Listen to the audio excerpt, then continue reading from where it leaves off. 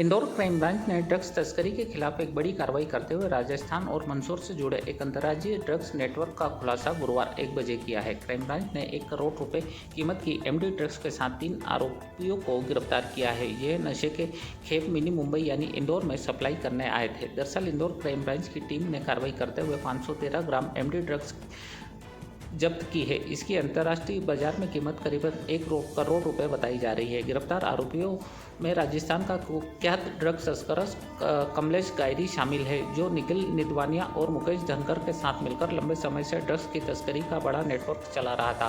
Crime branch के अनुसार आरोपी राजस्थान और मंदसौर से एमडी ड्रग्स लाकर इंदौर सहित अन्य शहरों में सप्लाई करते थे। सूचना के आधार पर टीम ने जाल बिछाकर तीनों आरोपियों को गिरफ्तार किया है और उनके कब्जे से बड़ी मात्रा में एमडी ड्रग्स बरामद की है। फिलहाल क्राइम ब्रांच तीनों आरोपियों से गहन पूछताछ कर रही है। आरोपियों के मोबाइल फोन से अन्य राज्यों के ड्रग्स तस्करों से जुड़े अहम कनेक्शन सामने आए हैं, जिसके आधार पर पुलिस जल्द ही इस नेटवर्क से जुड़े अन्य लोगों की गिरफ्तारी कर सकती है।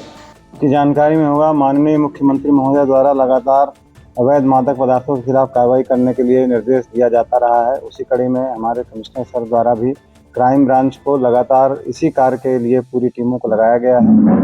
और आपको जानकारी में ये भी होगा कि पिछले साल हम लोगों ने लगभग 150 प्रकरणों में 200 आरोपियों को पकड़ा और 5 करोड़ से ऊपर की भी अवैध मादक पदार्थ जब्त किए।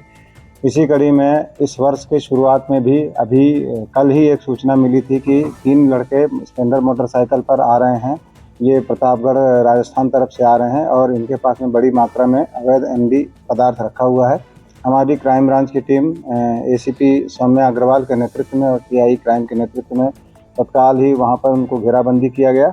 तो ये सिद्धेश्वर जालंधर नाथ महादेव मंदिर, वहाँ मारपुर रोड के पास में ये इनकी मोटरसाइकिल दिखी, ये संदेही ही दिखे। इनको तत्काल रोका गया। रोकने के बाद जब इनके मोटरसाइकिल जब ये रोकते समय ही ये भागने लगे तो इनको थोड़ा पीछा करके पकड़ा भी गया। ये उसमें इनको गिर भी गए थे, लेकिन जब मोटरसाइकिल की तलाशी ली गई, उस तलाशी में इनके कब्जे से 513 ग्राम एमडी जब्त हुई है।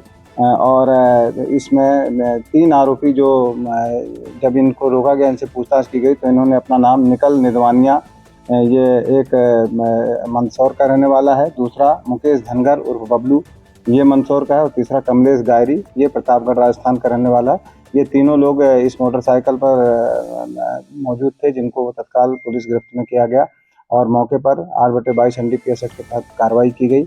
अब इनको पुलिस रिमांड लेकर के पूछताछ की जाएगी।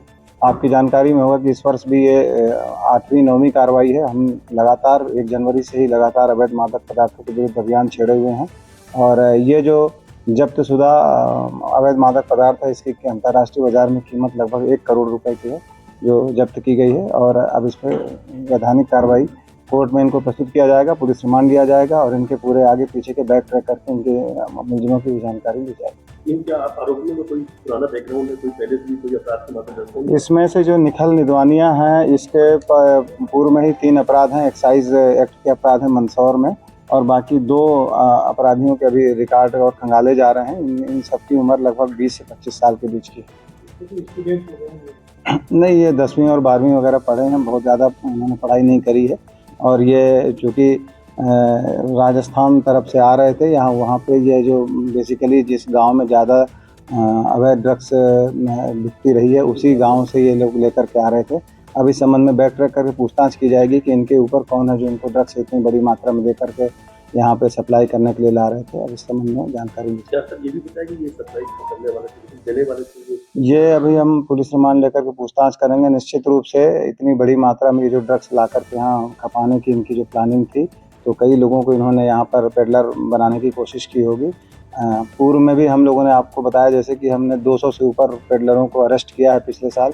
तो इसी कड़ी में अभी इस साल भी पूछताछ की जाएगी कि उनमें से अब ये किन किन को ये देते रहे हैं, इन संबंध में किसकी जानकारी ली जाएगी।